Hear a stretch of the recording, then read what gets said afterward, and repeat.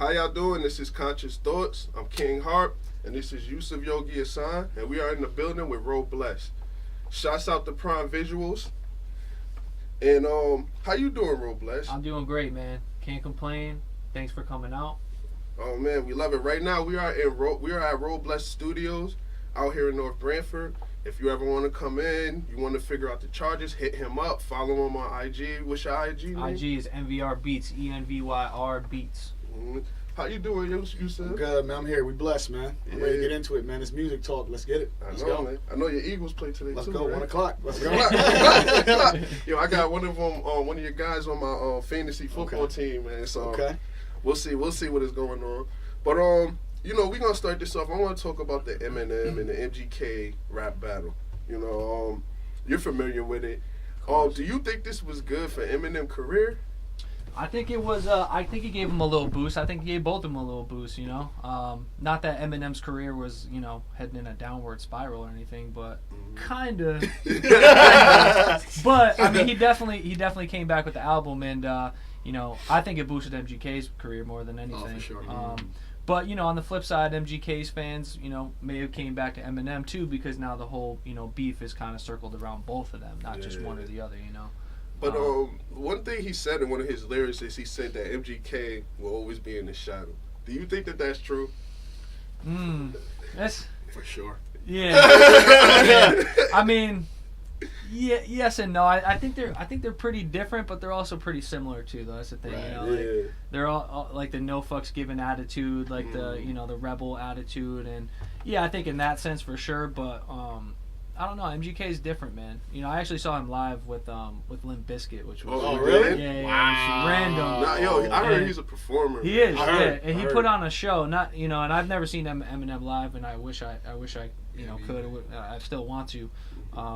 But yeah, I think they're still different in a sense. But yeah, in terms of like the you know, shadow of like the rebel and like, you know, obviously both being white rappers. Right. Yeah, I think he's gonna be in the shadow for sure. But question: who won the beef?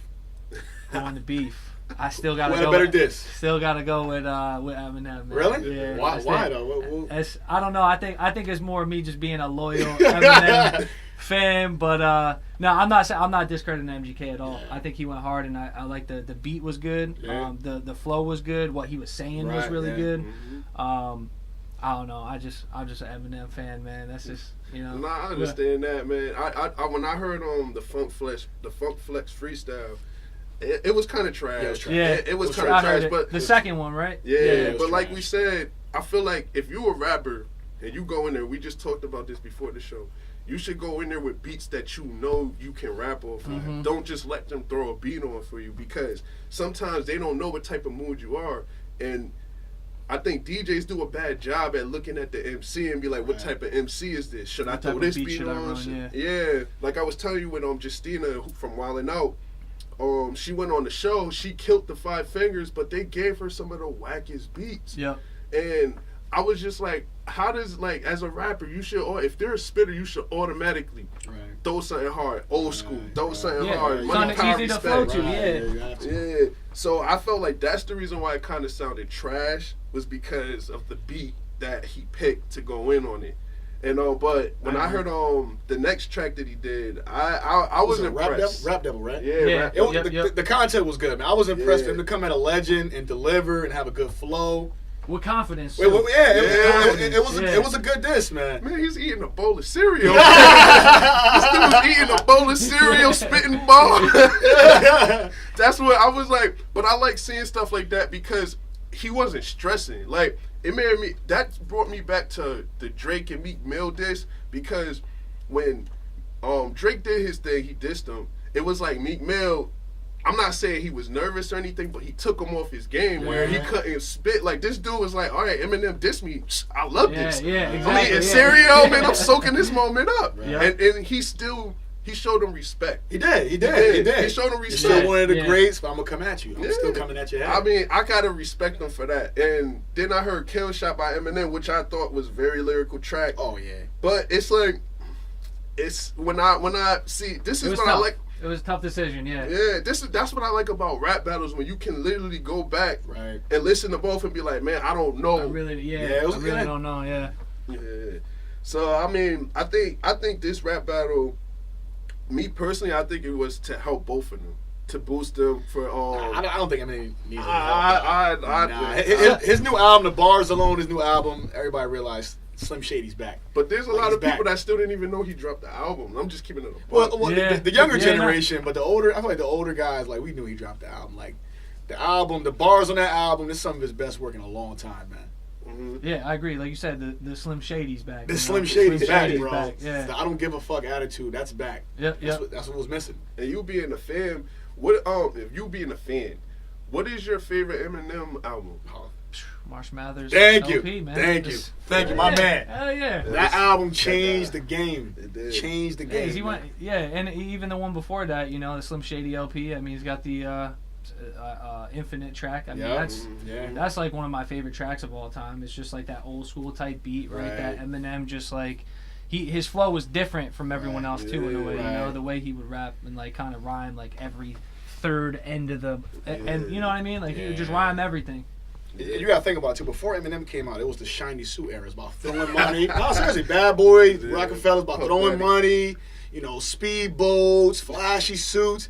Eminem came out, I don't care attitude, just spitting bars and just Orange jumpsuit. Yeah, orange jumpsuit, man. Like, yo, you gotta respect it, man. Nah, you do. You have to respect real MCs, man. Some dudes is just they born to rap. Yeah. Like, you know, shouts out to Annoyed too, man. Like, he's another underrated very artist underrated, too. man. Very, very underrated artist. But I want to go into like producing. How hard, like, when you're producing tracks, because you know everybody has a certain way they want to track the sound. How hard is it to produce? Because I know people give you tracks and they want you to master them and stuff. How hard is that? In terms of like you know, the way I go about producing, I kind of just try to figure out the structure of the song first, you know, because some people come in just spit like a verse straight through the whole song, or some people will spit like one verse, then they got a hook, then they got a second verse, then they got another hook. So it's all about kind of finding the structure of the song for me, and just kind of building it from there. And you know, tracking vocals is you know, I try to stay as organized as possible, because if you get lost in tracking vocals, then it's like, you know, you're just gonna come up with a song that's just all over the place, you know. But yeah, I mean, the production end of things is always gonna make the song sound better too. Like we were. I want you to talk more about the song being all over the place. This is where I want you to school these, because rappers watch this show too, and a lot of people think it's rap. To me nowadays, it's so dumbed down that anybody could be a rapper, and these people come in and they say I'm a rapper, and it's like, no, you're not. Maybe at McDonald's and Burger King, all right? You're not a rapper. But just like tell people like how to structure a song where it won't be all over. I mean, don't get me wrong. There's still hits out there that are so unstructured too, right? It's just like a verse straight through or like something catchy. But the way I've always structured my songs personally is I like to have like a subject, you know, like which I call the hook, right? The hook is always the subject for me, and then I'll kind of build a verse or the second verse and the first verse off of that hook. You know, that's I always start with the hook first. Unless like it's like we were talking about, like an old school beat where I could just come up with rhymes, then it's like I'll just start writing and then maybe come up with a hook afterward. But I'm always coming up with the hook first because it's just the easiest for me personally, and then I'll just build off my verses off of that, you know. Like it's one thing I like what Drake does is that he'll like just spit bars and then he'll have like a bridge in the middle and then go back in, or he'll have, like you said, like certain stuff. I'm not saying be all the way structured, but sometimes like you just have it's 16 bars and you know then the hook, but sometimes you may have 32 and then you just want to do the hook at the end of it. I think the hook just keeps people like involved with the song too. Like it gives them it's the catchy part of the song that gets them to remember it, rather than a song just be like a verse straight through and it's like, all right, what can I really kind of get out of this and vibe to? You know what I mean? Not to say that the verse won't be hard or like the song will be hard, but it's like I feel like people nowadays are like, especially the kids, are so, like you're saying, so dumbed down to the point where it's like they just need something to sing, bro. They just need something that's catchy and they can remember. Oh, for sure. Song, you know? Yeah. Yeah, because it's like, even with like my girl, she likes beats. Yeah. You know, so if it's a certain beat and it just hits that bass right, it don't matter what song. I agree. For sure. And that's what got me into making beats, you know. Because I started, rapping first, and it's like, I want to make some beats, I want to make some bangers, like something that's gonna really like catch the attention, and then build the hooks off of that, and build the verse off of that, So I think that's how it always works better that way, especially when you have a hook and then you know exactly what you're talking about. Versus like, I feel like going into a studio freestyling sometimes works. It works depending on what you guys are working on, the energy, But sometimes when you walk in, like I said, some dudes won't be freestyle. They'll actually come in with a written, and then when you listen to the written, and then you go rap, and then you're like, man, this don't sound nothing like what he was talking about. Yeah. And now you probably can't even be on the song. So, as producing, who's your top 5 producers? Top 5. Well, I'm taking it way back though, man. I'm going, I'm going Dr. Dre, of course. I'm going Scott Storch, of course. Okay. I'll throw Timberland in there. Ooh, for sure. Timberland. Yeah, man. Yeah, for sure. Yeah. Alchemist, right? Oh, man. Yeah, Alchemist I'm throwing in there because that's some old school. And then, if I throw in one new one, I like Metro Boomin. I like the beats he be making nowadays. Yeah. Oh man, those are some big names, man. Some big names. No Just Blaze? Remember Just Blaze back in the day? Yeah, we're talking top 5. He's top 10. He's top 10. What about No Swiss Beats? Yeah, Swiss. I forgot about Swiss. There's too many, man. There's too many. But nah, we're talking top 5. But it's your top 5, man. It's your top. What's your top 5, man? I mean, Dre, Timberland, Swiss, whoever did the Dipset beats back in the day. Because I feel like all their beats were incredible. And Kanye West. Yeah, Kanye too. Kanye Even Pharrell is in. There's so many. It's a lot. Like you said, top 10. Man. Like top 10, yeah. You probably got to make that list a little bit bigger. Because Kanye's up there for me though. Yeah, I think it was either Swiss Beats' birthday or something, but they was like playing all of his hits. Yeah, I love his beats. Man, and you're talking about all the way from 2000 to now. Yeah, and it brings you back too, and it's like, damn, like I forgot Swiss Beats made this. And his beats make me feel a certain way too. Give me a lot of energy, man. High tempo. That's how I feel about Scott Storch beats though too. Oh yeah. Scott Storch, like he makes the bangers, man, and that's that's what kind of really got me into producing too. He's a really good piano player. Yeah, he did a lot of beats for Dre. For the Chronic 2001, he did the majority of those beats on that album. Oh wow. Yeah, he's one doing the pianos. Yeah, did some beats for 50 too. Yeah. 50 beats. Man.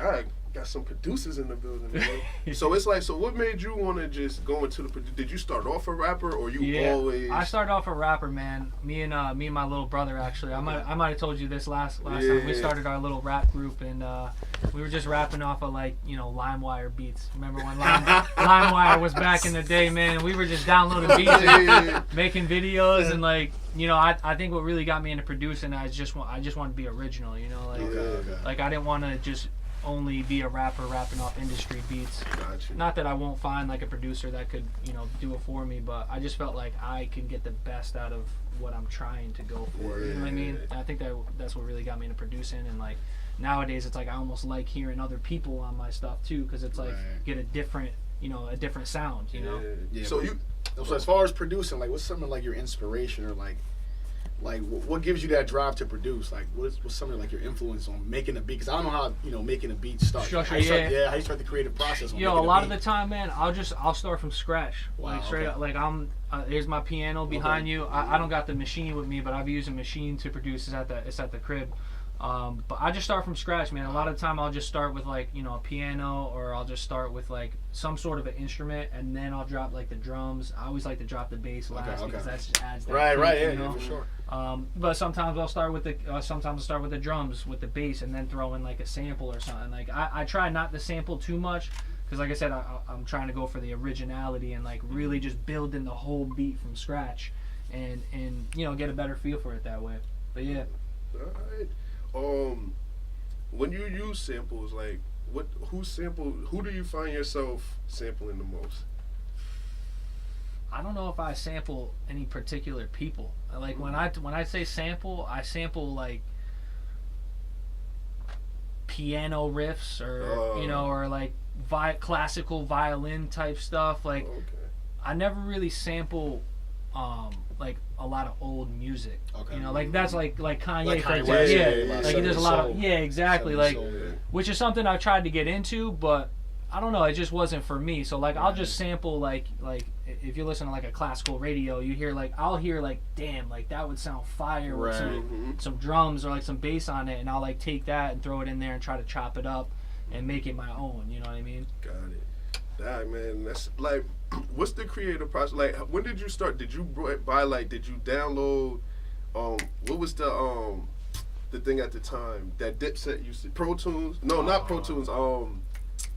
They used to use Fruity Loops. Fruity Loops, yeah. Yeah. So Fruity Loops actually I downloaded, and this was like 10 years ago, and I don't know, it just didn't work for me. I was like, this is too hard. I can't figure this out. Scratch it. So then I ended up buying Pro Tools, like the most basic version.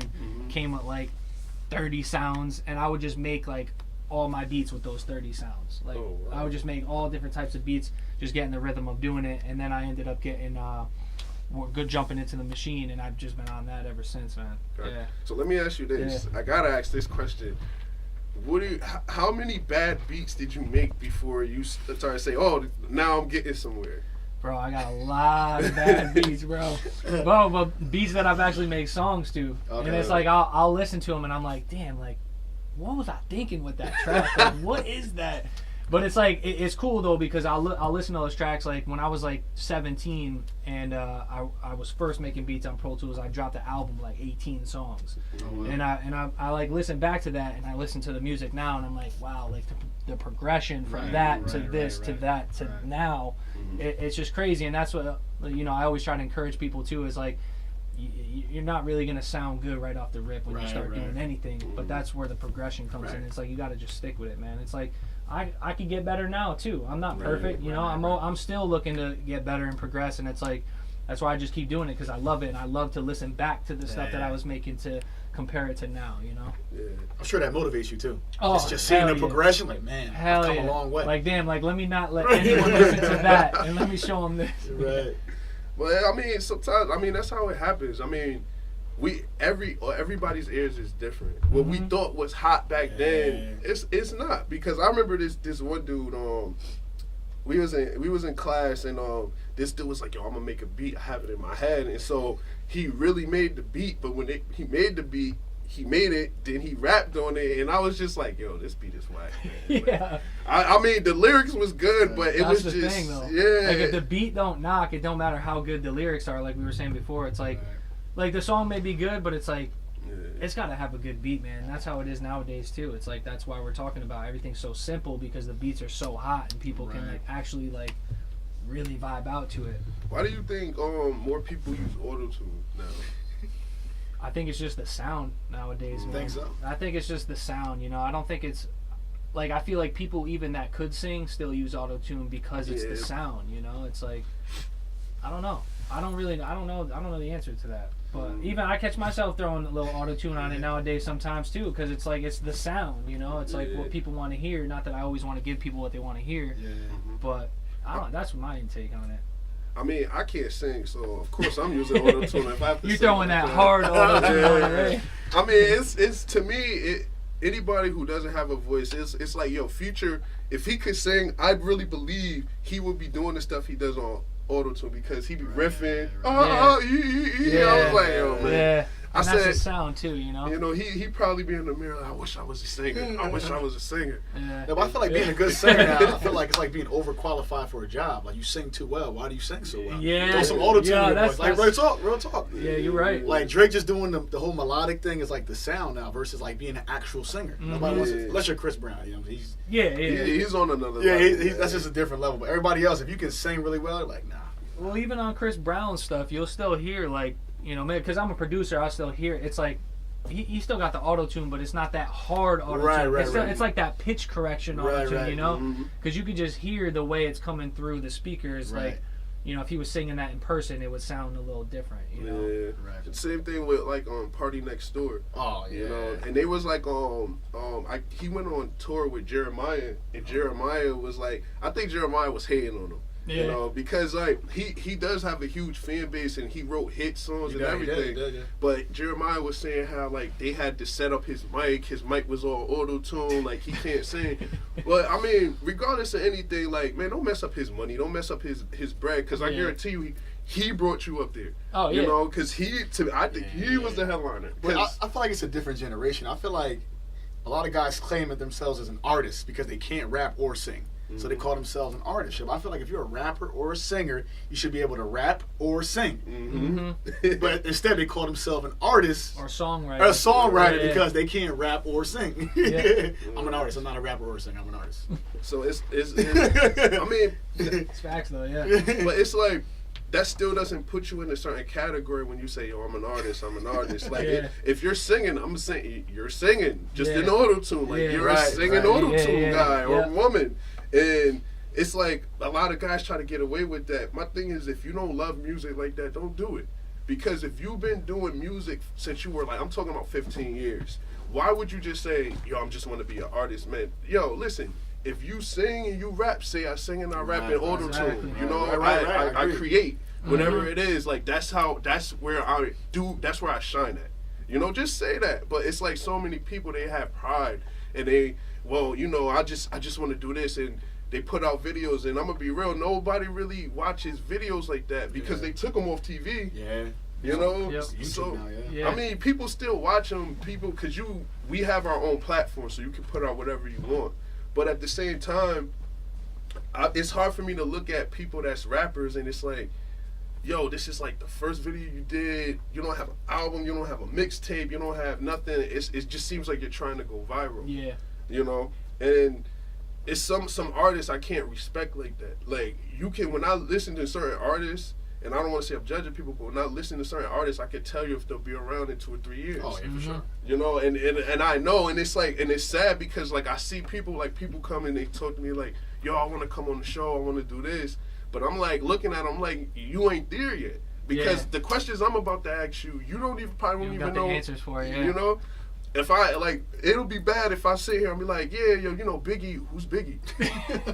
You know, who's Tupac? You sound whack. Who's Big L? Yeah. Like, you disrespecting the ancestors, man. Exactly, yeah. You know? But I feel like producing is very important to music. It's very important to music. I was watching Love and Hip Hop, and there was this girl up there, and the mom paid 20 racks. She gave the dude 20 racks at the beginning. I forgot how much it was. I think it was 40,000. And she gave him all this money. She was like, I want a track. You know. So the guy, he took her in the studio, and the girl could not sing. So he had to switch her voice to auto-tune. And he was like, I don't know why the mom would invest, like, but he did the track. When he did the track, he mastered it. He put the auto-tune. It sound good. It sound decent. I want to say it sound decent. And the mother got mad, and she was like, this bullshit, like, why? She said, why is it all in auto-tune? And he was like, listen, he said, I did the best I can on this track. He said, take the auto-tune off. And he just, and it sounded horrible. But it was like, it shows you how important a producer is, because you do have artists that come in and they're not as talented. And, like, has that ever happened with you? Yeah, for sure. And I, of course, I won't name no names, but yeah, no, of course, I mean, because a lot of times too, like artists will come in and they don't want the auto tune, right? You know what I'm saying? They don't want to hear the auto tune because they think they're really good at singing, for example. And I'll do the same thing. I'll show them the difference, even with just a simple pitch correction, right? Which you shouldn't really hear too much auto tune with that. You still hear it because they're not hitting the notes they're supposed to. So I'll turn it off, turn it back on, and they're like, oh damn, like you're right. All right, keep it on, and it's like. It's just the way that's the point. If there was none of that, then it would sound horrible. It would sound completely horrible because the pitches are off, and it's just like nobody's gonna want to listen to that, Yeah. But yeah, no, it's definitely happened for sure. Nah, it is. I mean, trust me, I heard horrible singers. And I heard people who thought they could sing and they actually can't sing. Yeah. You got to commend Drake, though. He can't sing, but he still does it. But he gets it done. He got the melody. That's what I'm saying. He gets it done. He can't sing at all. Neither Nicki Minaj can't sing to save her life. That's it. She gets it but done. She the just, production. Yeah, exactly. Exactly. And I think she sounds horrible. And it's just, to me, her voice is more annoying when she sings. Like, I don't... It sounds like she's trying to. Right way, yeah. Like, all right, leave that for Drake. Like, or only hit certain notes, like, But because like that's where the producer come in and be like, all right, say that now on this track, do it now. Like, I feel like if you want to be able to be a master of music, you should hang around that producer and you should see what it is, learn the sounds, and learn how to learn how to create your own hits, you know, and just learn. Hold on, I had another question too. As far as like promotion, do you do a lot of promotion? Lately, I haven't been, but like over the past year, yeah, for sure. But I've been promoting the studio more than the music at this point. Because, I mean, last time we spoke, I just had the EP, and that was like 5 tracks, and I think I released like one after that. Over the past year, I released like 20 songs. Okay. Like a lot of music. I know you was on releasing. SoundCloud? Yeah. He was releasing one every Sunday too, and we was At one posting point, them too. Yep. Which, you know, I kind of stopped doing that too because you know, that was during the transition of coming in here, right? So I looked at it as, you know, I could keep spending money going in the studio every Sunday or knocking out a couple tracks every other week, or I could, you know, focus all my time and energy on mastering my craft with the studio and production and now I could just come in here and record for free. You know what I'm saying? On top of that. And I got my little transport behind you over there. Okay. I just hop in the booth and I could do everything right off my screen in there. Just like, you know what I'm saying? Like, and just produce everything. So promotion's huge, man. I mean, if you don't have promotion, and you could just have a hit record that's just gonna sit there, you know. But it depends on what promotion we're talking. Like, internet is huge, of course, but I think the best promotion is word of mouth, man. Like, you got to get out there, you got to do shows, you got to go to the Red Room Grill and just do it, you know, and meet you and meet network, man. That's the best form of promotion in my eyes, you know. Have you ever used like Instagram promotion? Yeah, definitely. Like, you know, a little $10 here and there. You know, maybe throw the video up on there. It definitely helps, you know, if you're trying to reach a certain target audience. But I don't like to do it too much because I think Instagram kind of like doesn't show it as much as they should. Maybe that's just a conspiracy theory. Right.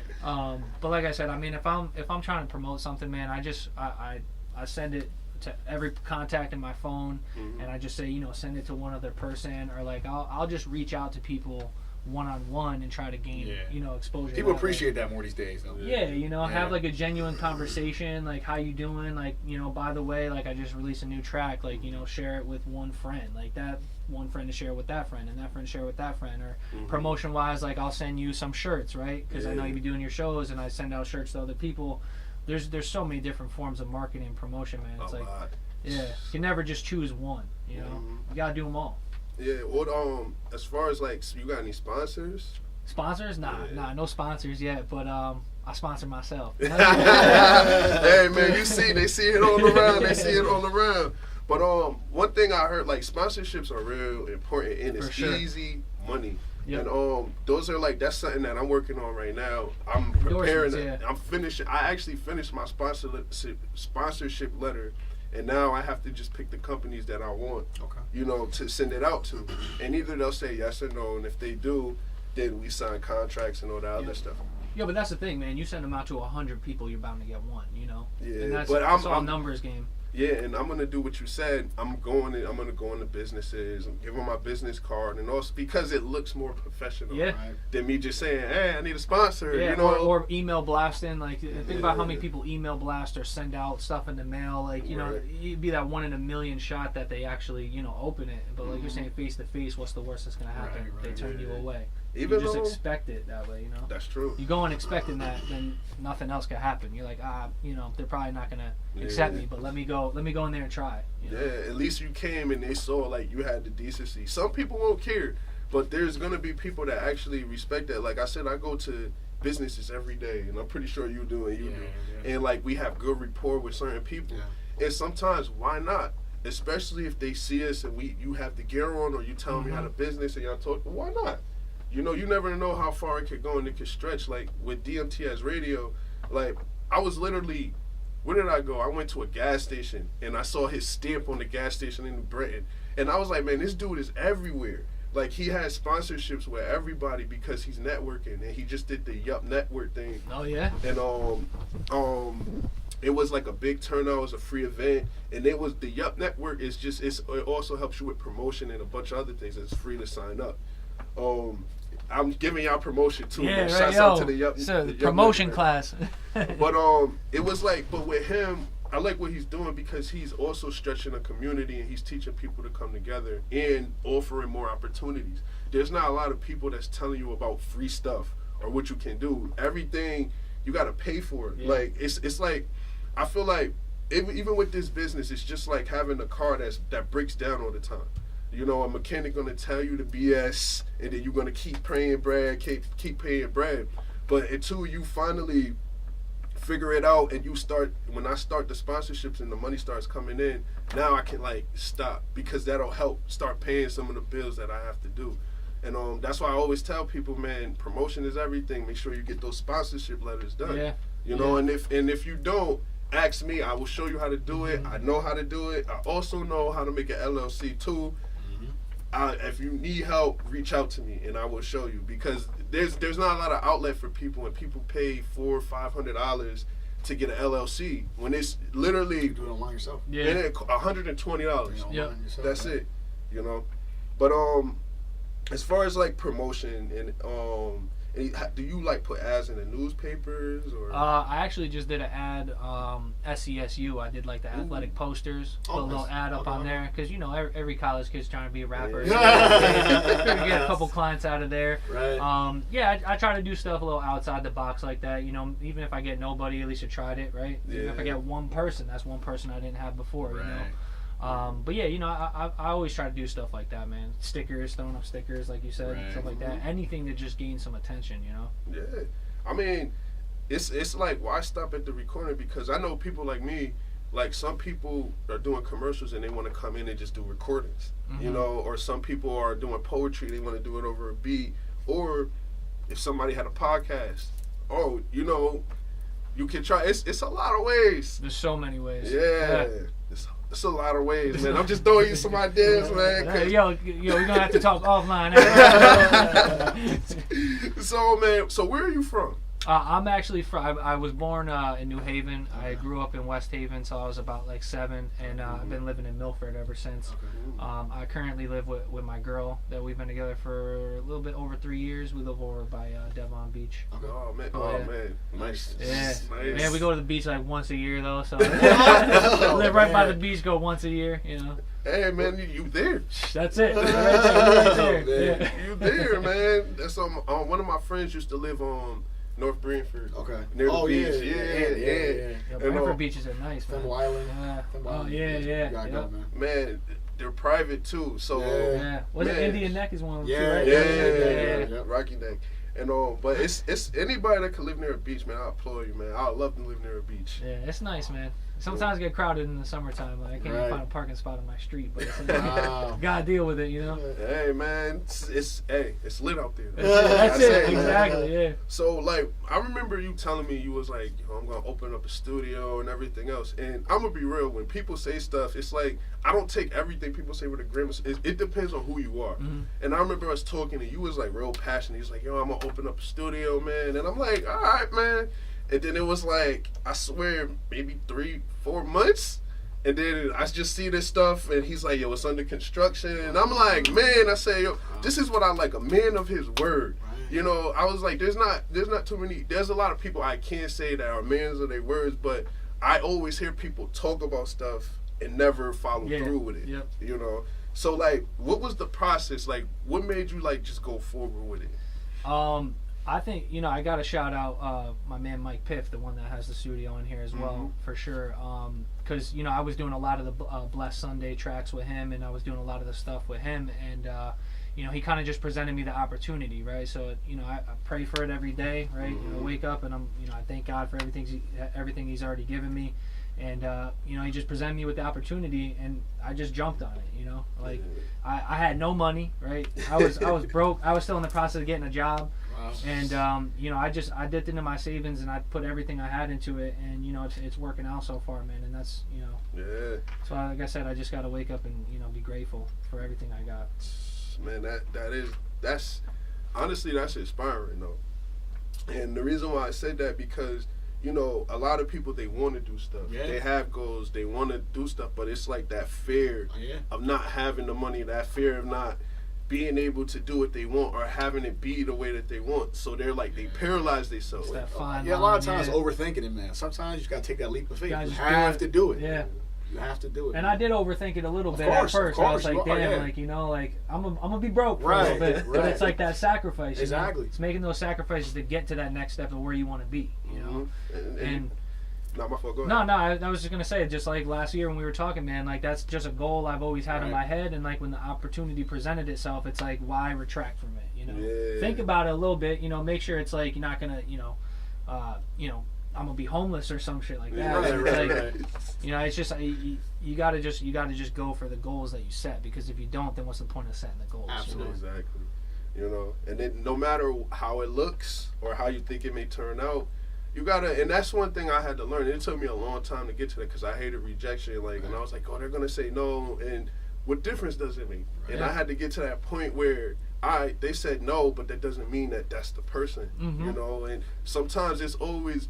I notice that whenever I do something that's like spontaneous, or I'm nervous, or I just make a decision real quick, instead of just sitting down and really think about it, that's when I make the bad decision and I hear the no. Right. But when I sit there and I actually look to the people, because I look outside of who I know instead of who I know. Mm-hmm. And that's where my mistake comes from. And it's like, and I remember one time I asked somebody for something, and then I had it wasn't what it was, and then like I went to the dude and I asked him, and he was like, yo, you should have came to me first. And I was like, I didn't think, you know. He's like, that's the problem. He said, don't think. He was like, when you know something, you know somebody could help you, he said, just go with it. Yeah. You know? Because like you said, what's the worst that's gonna happen? You're just gonna be right where you were anyway. Exactly. You know? Good way to put it. So now we're gonna go into like the conscious report real quick. And I wanna talk about protecting your energy from other people. And when I say that, I say this, we as people, we tend to like, we give in to certain people, depending on situations Right. and stuff like that. And if you're in a situation and the situation isn't conducive to you or your family or either somebody else, I feel like you have a right to dismiss yourself from it. And you have a right to tell people why you dismissed yourself from it. And the thing is that people, they want stuff to be their way. You can have like about 10 people who don't want to do it, but there's like the 2 others that force it. And it's like, if you want to say no, say no. Protect your energy, because if you go into this situation, then the situation turns bad, and you already know how you didn't want to do it. You already forced yourself to do something you didn't want to do, and you put yourself at risk. Yep. So protect your energy. Think about what's going to happen, what's going to go on, and think about your energy, because I feel like your body is the best judge. It'll tell you if a situation is for you or if it's not. And if you feel in the pit of your stomach, or you just feel like it's not for you, go with that energy, because something's telling you that this is not it. Something's going to happen. Protect yourself. And you know, whenever you do that, and it could be anything. It could be going into a store, and you could have a good day. You just go into the grocery store and then something says turn around and leave. And you're like, it's good. I want to get this Gatorade. I'm trying to get these cakes. Like, turn around and leave. Because sometimes you don't know. What if you got hit by a car? Yeah. What if somebody comes and shoot this store up? That's a conscious thought, man. Yeah. Conscious thought. And that's what this is about. And that's our conscious report right there. So besides the music, is there any other endeavors that you're in? I've been kind of picking up photography a little bit and whatnot. I've been doing that. Clothing, right? The merch and whatnot, which I've been trying to really push a lot more lately, just for purposes of, like, we're talking about promotion, right? Yeah. I just feel that subconsciously, you know, people may see this logo and like they don't know what it is, but if it's always around, it's gonna make people wonder, what is that? You know what I mean? So I've been trying to push the clothing a lot more. And yeah, I just been grinding, man. Anything that has to do with like this as my end goal, the studio, doing that full time, whatever's gonna get me there, you know, that's just kind of what I've been focusing on. What about as far as like hobbies? You into sports? Oh yeah, I do. You just finish up some summer softball, right? Softball. Basketball season's coming up. Definitely be hitting the courts. Yeah, me too. Basketball league in Milford. You playing Milford? Yeah, you play the Milford Rec League. I don't get it. There's a A league, you know, Parsons, but it's competitive, man. I played last year. Very competitive, man. You played the Milford one? Yeah. I played last year. Yeah. What team were you on? ADP. Okay. Red team. ADP. What is that? The finance company? Payroll company. You work for them? Yeah. My girlfriend's dad works for them. Okay. He works at Is he in Milford? Yeah. Okay, what's his name? Sal Gonza. Okay, I'm not sure. Well, he works from home now. Though. Oh, okay, Yeah, okay, but okay, he was in yeah. the office. I don't know, remember what he was doing. That's funny. Small world. Yeah. Yeah, So the yes. league is competitive though, man. We took a lot of L's last year. Payroll guys can't ball no more. Man. Yeah, listen, man. If I see you on the court, I'm throwing elbows. But yeah, I mean that's just stuff to keep you sane, you know. 'Cause Is that something therapeutic for you, like Yeah. sports or like? sports or just spending time with my girl, man. Right. You know, we love to go on like hikes. And, Right, like, yeah, exactly. Even like little weekend trips. We're trying to go to like Salem, Right, right. Halloween stuff, but. Right. That's just stuff to keep you sane, man. Because if Absolutely. you're like 110%, Right. just you're gonna go insane. You Yeah, know? absolutely. You got to have that mental break Oh yeah. from what you're doing. You know. That's one thing Mike told me. She try to detach yourself from your phone once a day. Go on a hike, go Yeah. fishing, put your phone away, go to the gym, play ball, put it away, man. Like your mind is just at peace. It's the problem with kids nowadays, man, is their face is in the phone all Of day, course. every Mhm. day, and it's like you got to enjoy your surroundings. You know? Yeah. It's like I got a little sister who's 14 now. Oh yeah. Different And generation. it's like damn, like when I was a freshman in high school, like I had a flip phone. I was Right. like, I was using the T9 text message. Right, I didn't even right. want to text people because it would Right. take me an hour to send Right. a message. But it's like, it's just generation nowadays. Oh, man. yeah, It's like yeah. sad, but I don't know. I think it's just more like the kids they just gotta get off the phone straight up. That's Oh, it, Yeah. you know? I mean, it's see, the reason why I do it is to let myself know, because at first when I tried to do that, it was hard. It is hard. Mhm. man. I'm not even gonna. It was Business wise, I'm sure. Yeah. Yeah, but it was like, but even before then, like I remember one time, because I remember I was in church and the pastor was like, if you're addicted to something, he was like, you won't know until you tell yourself not to do it. And so I was like, oh, I mean, I could put my phone down. Yeah. 5 minutes later, Yep. oh. You get the urge, right? You get the Yeah, urge. Yeah. you know, and it's like, I use it for everything. I write Yeah. notes in Everything, there. man. I write, so it's like, oh, I gotta check this. I gotta Right. check that. So what I did was, I was like, if I'm gonna put the phone down, I have to have other stuff. So I went and I brought me a notebook, Right. and I have a calendar, Me too. a calendar Yep, book. yep. Calendar book. Yeah. So same. what I do is, like, in the notebook, whatever I need to do, I write all my goals down right there. So when I open it, I don't have in the phone. I don't touch my phone until I go to work. Right. And my girl can touch. She sees this. I sleep with my phone outside of the Yeah. room. Have to. Yeah. So when I get up in the morning, I already have my 3 goals that I'm supposed to do for the day. Make sure those get. Sometimes my goals don't get done. It takes to the next day. It depends on what it is. But at least you wrote them down. Though. That's the Exactly. important thing. Cause you check that phone, you're getting thrown off. Yeah, You're gonna get exactly, thrown man. off, yo. And I'm gonna fall for it too. I'm not perfect either. I'm on Instagram all the time because Right. I feel like that's a huge part of like my business and bringing a network. But it's also like I gotta get off the phone too. You know, Yeah. especially when I'm writing. A lot of people will write on their phone in their Right. notes. Yeah. I have to write in a notebook, man, because it's like it detaches myself from Right. the internet world, Mhm. and I can really be in my zone and write. You know, like actually write and not Yeah. write. You know, with my Yeah. thumbs. Right. Nah, I understand that, man.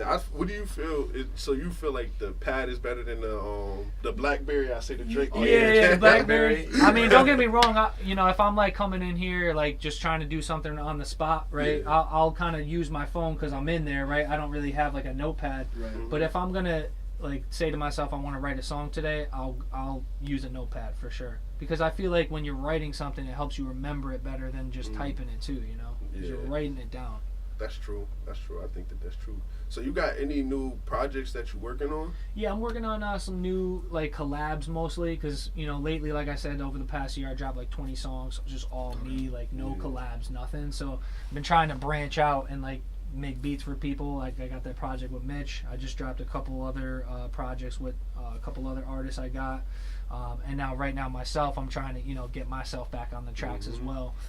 So yeah, I'm working on a project right now. My one of my boys, Cove, he's a singer, and we're doing a track right now. And I got some stuff in the works, man. I'm trying to get back onto YouTube, man, because YouTube's huge, bro. Love It's YouTube, like, man. yeah, I haven't dropped a video, and it's funny too. I haven't dropped a video since January, and I'm like, damn, it's been too long. It's been so. Right. That's my next project. I'm gonna probably drop a video first. Who's the best artist in Connecticut you think that you work with in Connecticut, or just in general? Rappers. In general, we were talking about Annoyed before, man. Yeah, I love Annoyed, man. Yeah, he's very lyrical, and that's the type of music that I like. Like that has a meaning to it. Yeah. And one of my boys actually that I did a track for, he's super lyrical as Okay, well, okay. and He just moved though to North Carolina, so I was like, damn, I was trying to put in his work with but yeah, no, I gotta go with Annoyed. I like him, and he's been on tour with Chris Webby Webby right now. and Rook's been out there too with them. Rook, he's like the videographer and whatnot. Snopra been coming up. New Haven, New Haven, yeah. She's like a Dej Loaf she's cool, type of artist. She's got the image though. That's the thing. She got the image, and she got the following too. Yeah. But if we're talking like lyric, Annoyed, man. I've been listening to a lot of stuff there from him, even his old stuff too.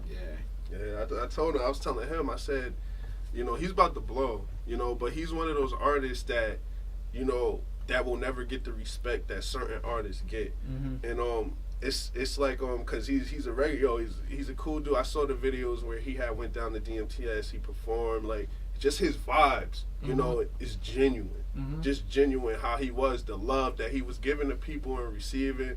Like you don't see too many artists like that, just approachable and not like, just full of themselves. We gotta support him more. I mean, he's a talented artist. I feel like we don't give him a push. Once he takes off somewhere else, California or New York, then we're gonna claim him. Oh yeah, Annoyed was the best. He's the greatest to come out of Connecticut. But we don't support our artists. Our local artists in Connecticut. Man. That's the problem. Man. That's the problem. Everyone's out for themselves in a way. Exactly. And that's why I'm kind of happy I'm in the situation I'm in now, because I have the opportunity to just bring in people and work with them, and really just try to show love to everyone that that's trying to do music. Right. Yeah. So you have like a future vision for your business? Yeah, for sure. I'm definitely the first goal is doing it full time, right? Getting away from that 9 to 5. And just being able to be here full time, so I can really again go back to spending 100% of my time into the music. But yeah, for my business, I mean, everybody just wants to be successful, man. Of course. And do something with it, whether it's I get bigger off making beats, or if I get bigger off making music, or just gonna do what I love, man, and just see where it takes me. I don't try to focus too much on like the futuristic vision of it. I have goals, don't get me wrong, but it's like the more I spend my time in the future, I don't really enjoy the present and like doing what I'm doing now, Nah, I understand that. If that makes any sense. Yeah, nah, the reason it was weird because like the reason why I asked that, like one day I was just chilling randomly and my girl, she came and she asked me, she said, what's your goal for the business? And it caught me off guard because like, I'm gonna be real, I was like, man, I said, I got short-term goals, but I don't have a long-term goal. And so that's when I started thinking, I was like, well, I want to get 10,000 followers on YouTube. And I said, then after that, we'll follow up. And I said, I want to sell clothes. And I started telling her. So while I'm telling her this, later on, I went and I wrote it down. And just so I can, like, get a vision of it. Because, like, I'm a visual person. Yeah. When I see myself in it, like, I'll see myself in a Range Rover. I'll see myself in the house. I'll see myself on vacation. And doing that is what works for me right now.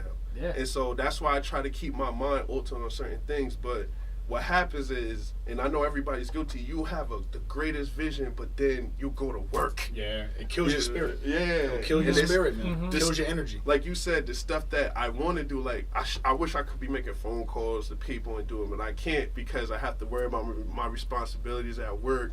And then my mindset is thrown off. I want to do a video, put it on IG, but my mind is everywhere. I can't figure out what I want to say. So it's like, then it's like when I get off work, I forgot what I was going to say. It's being able to manage that time, man. That's the thing. Time management, And that's why what I'm saying, like, I think my end goal is like, like everybody wants to be rich. Everybody, not necessarily wants to be famous or anything, but it's like, straight up, if I can make 50, 60K a year just being in the studio every day, that'd be enough for me, I don't need the riches, the fame. I don't need the diamonds on my wrist and my neck. And like, I just want to do it full time, man, because I genuinely love to make music, You can tell, man. What challenges do you face? Challenges, as a producer or as like just in general? Actually, both. Like as a producer and also just as this business. Like what challenges? I think the challenges are more just like the people trying to not really go with your price, for example, right? That's a big thing I think anyone can relate to, like studio wise. Like you give them a price and like someone's always going to try to talk you down on your prices. You charge hourly? Yeah, mostly hourly. Okay. So that, and then I I think a lot of the time is like I guess some artists that like they think they know what they're doing or they think they know what they want, but it's really not gonna sound good that way. You know, like I'm saying, and it's like, listen, man, I'll do it for you, but like I also like want my reputation, like, because I produced that track. I don't want it to sound horrible. You know what I mean? Right, so like, just take my input. If you don't want to do it, fine. If not, it is what it is. But like the struggles in the studio, I don't know, man. I just been kind of going with the flow. Everything's been going pretty good lately. But I guess on an artist aspect of myself, I think my struggles have just been like we've been talking about before, man. Just been having major like writer's block lately. Like what am I gonna talk about that I haven't already talked about, kind of thing on these tracks, and how am I gonna relate to people? And I think that's kind of my biggest struggle lately, which I know I'll get out of. But it's just getting back to the basics, really. You know. I mean, to me, writer's block, I look at it as like depression.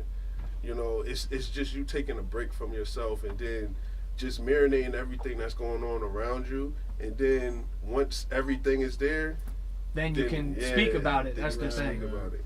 You know, that's how I look at it, because it's only temporary, and that's what people got to think. You know, it's just like being broke. You know, but if you want to use that as a metaphor, like when you break your arm, it's in the cast for 6 weeks. Temporary. Exactly. Then you take it off, your arm fine. You know? So it's like everything is always temporary, and I think that's what people need to realize in this world. See, they put us in high demand. We want stuff right now.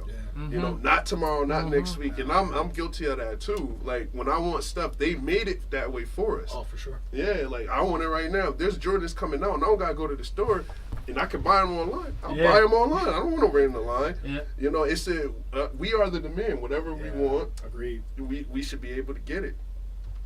And I just look at that as with anything, business or anything. But at the same time, we do got to learn how to be patient. You know, patient, especially with businesses and absolutely. Progress is a process, man. Exactly. That's my theory, man. You know, that's why, and I'm learning it too. Short-term pain, long-term gain, man. Right. He know about trust the process. I know about trust the process. 76 is how many years? How many years? Too long.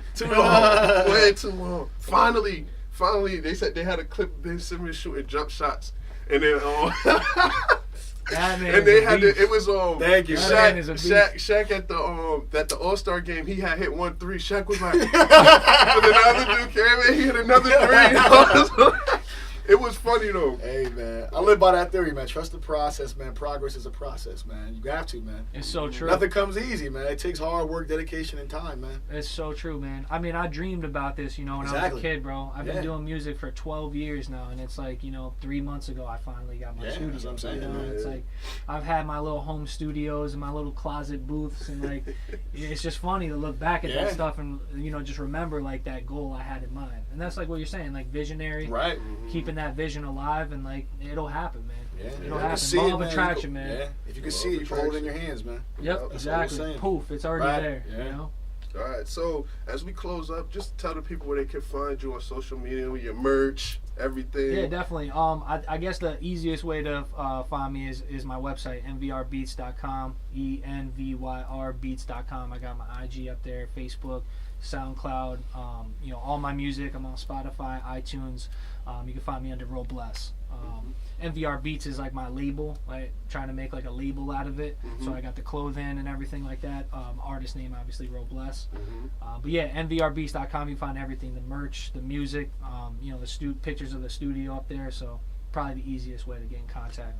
Got it. All right, Yogi 1986 for Instagram, and Fresh and Foodie CT for Instagram. I'm a big foodie, man. Follow the food page. Gotta get on that. Yeah, Mike Harper, King Harp on Facebook. On IG, it's King Harp 55 or Conscious Thoughts. Make sure you follow me on YouTube. It's Conscious Thoughts 77 on YouTube. So make sure you guys like and subscribe, because this video definitely will be out. And also, what I want to say to people is in order to change something, you have to change your mind. So if anybody's thinking that they're beneath anybody or they're a peasant or anything, all you have to do is change your mind and switch your thoughts and think something positive. See yourself doing something positive. Want to do something positive.